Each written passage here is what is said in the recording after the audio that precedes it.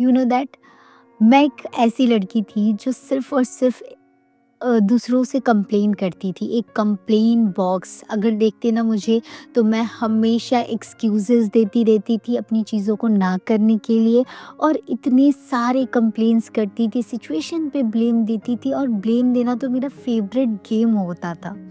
तो वो blame game कहते हैं ना, वो मेरा फ़ेवरेट हुआ करता था।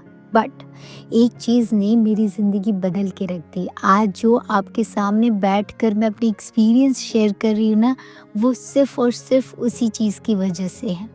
That is my mindset. ये माइंडसेट ना बहुत प्यारी चीज़ है।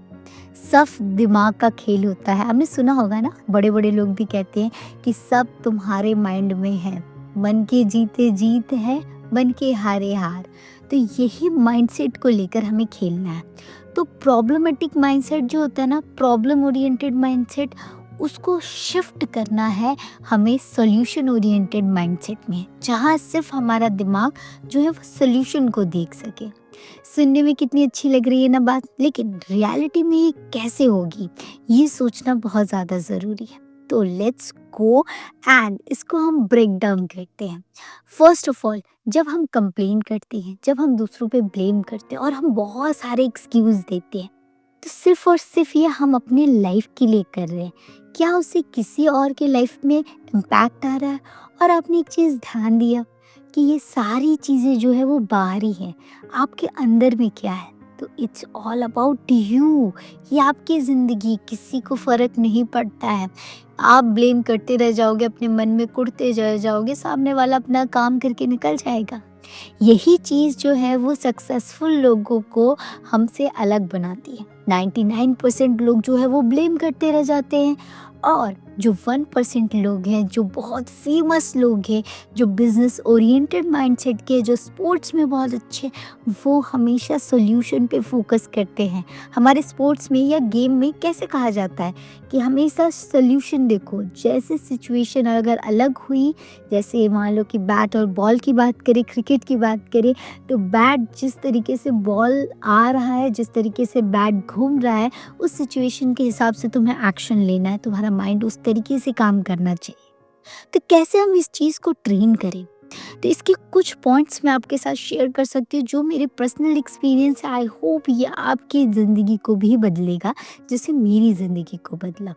तो फर्स्ट ऑफ ऑल, अपने से ये क्वेश्चन पूछना छोड़ दो कि व्हाई मी गॉड, क्योंकि ये हर कोई इंसान पूछता है कि हे भगवान, मैं ही क्यों? तो प्लीज़ इस क्वेश्चन को पूछना छोड़ दो, क्योंकि आपके जैसे हज़ारों लोग यही क्वेश्चन पूछ रहे हैं, और भगवान को कोई फ़र्क नहीं पड़ता। घंटा फ़र्क पड़ता है उन्हें, कुछ नहीं फ़र्क पड़ता।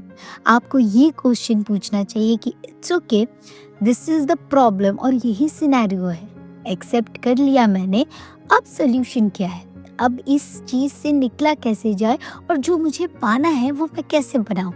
वो रास्ते को बनाऊँ कैसे, या रास्ते को ढूँढूँ कैसे? देखो, कभी-कभी रास्ते बने बनाए मिल जाएंगे, कभी-कभी उन्हें ढूँढना पड़ता है, और कभी-कभी तो बनाना भी पड़ता है। तो चलिए इसको और सिंप्लीफाई करते हैं, और कैसे अपने लाइफ में इम्प्लीमेंट करेंगे इसको समझते हैं। Be patient. ये पेशेंस जो है ना, वो बहुत सिंपल सुनने वाली चीज़ है, लेकिन हमारे लाइफ में ये बहुत बहुत ज़्यादा इम्पॉर्टेंट है।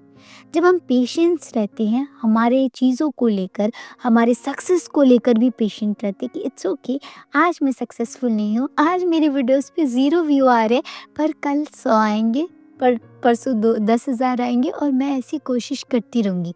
मेरा काम है परफेक्ट वीडियो बनाना।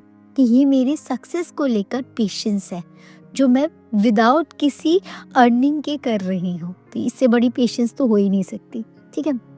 इसके अलावा आपके आसपास बहुत सारे रिलेशन होंगे, बहुत सारे रिलेशनशिप बर्डन होंगे, या फिर आपके सर्कमस्टेंसेस होंगे।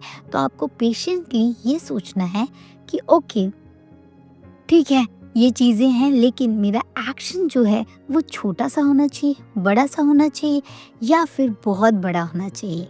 गिव अप वाला तो बिल्कुल नहीं होना चाहिए। तो पेशेंस से आपको ये समझने में मौका मिलेगा, ठीक है। नेक्स्ट है वन स्मॉल स्टेप। हमेशा छोटी जो कोशिश होती है ना वो बहुत बड़े बदलाव ला सकती है। टाइनी चेंजेस जो है ना वो बड़े-बड़े रिमार्केबल चेंज लाकर रखती हैं। तो छोटे-छोटे बदलाव करो, बड़े बदलाव अपने आप होंगे। तो यहाँ पर छोटा बदलाव मीन्स अगर आपके सिचुएशन आपको बहुत बड़ी चीज़ करने के लिए अलाउ नहीं कर रहे हैं, तो आपको छोटा-सा कदम उठाना है और उस वक़्त के लिए आपको छोटा ही कदम से आगे बढ़ जाना है। This is the best solution जो मैंने अभी अपने पास टाइम में किया, क्योंकि मेरे कोई भी चीज़ काम नहीं कर रही थी। मेरा जो कैमरा था वो ख़राब हो चुका था, लेंसेज़ ख़राब हो चुके थे, मेरी सिचुएशन ऐसी नहीं थी कि मैं वीडियोज़ बनाऊँ, मेरे पास वक़्त नहीं था, मेरे पास बहुत सारे एक्सक्यूज़ थे। लेकिन सॉल्यूशन इज़ दैट कि मैं पेशेंटली धीरे-धीरे चीज़ों को मैनेज करके अपना समय ले रही हूँ। मतलब वक़्त से वक़्त को छीनना is the patience and acceptance. तो next our point is acceptance. Accept yourself, accept the situation. अब देखो, जब एक्सेप्टेंस आएगी ना, मुझे एक लाइन बहुत प्यारी लगती है अपनी लाइफ में। जब भी मुझे प्रॉब्लम होता है या फिर जब भी मैं कुछ नहीं कर पाती, जब भी मुझे एंग्जाइटी होती है, मैं ये चीज़ सोचती हूँ, this is the right time. यही सही वक्त है जो अभी चल रहा है। कल मैंने नहीं देखा, कल कौन सी चुनौतियाँ आएंगी, कौन से सर्कमस्टेंसेस आएंगे, कौन से सिचुएशंस आएंगे, तो वो ज़्यादा डिफ़िकल्ट है, तो मैं कल का इंतज़ार कर ही नहीं सकती। This is the right time, I know the scenario, I know what I want to do और मुझे कितना स्टेप लेना है। So easy, so simple. देखो, कॉन्फिडेंस तो मेरा दिख ही रहा होगा आपको, लेकिन इसके उतार-चढ़ाव बहुत सारे थे। वीडियो को मैं एंड अप यहीं पर करूँगी, बिकॉज़ मैंने आपको सारे सॉल्यूशन, इसको कैसे इम्प्लीमेंट करना है और अपने बारे में थोड़ी-सी चीज़ें तो बताई, जो आप अपनी लाइफ में गलतियाँ कर रहे हो। ये सिर्फ़ और सिर्फ़ एक्सपीरियंस से आता है, जब आप अपने लाइफ में झेल लेते हो चीज़ें। क्योंकि मेरा 5 मिलियन ऑफ व्यूज़ गया था एक वीडियो पे, मेरे बहुत सारे वीडियोस पे 10 के, 30 के, 40 के ऐसे व्यूज़ गए हुए हैं। उसके बाद मेरे चैनल का डाउनफॉल हुआ, उसके बाद भी मैं रुकी नहीं हूँ। मैं चलती रही हूँ, रेंगती रही हूँ, लेकिन रुकी नहीं हूँ, क्योंकि मुझे रुकना नहीं है, क्योंकि मैं सॉल्यूशन ओरिएंटेड माइंडसेट के साथ चल रही हूँ।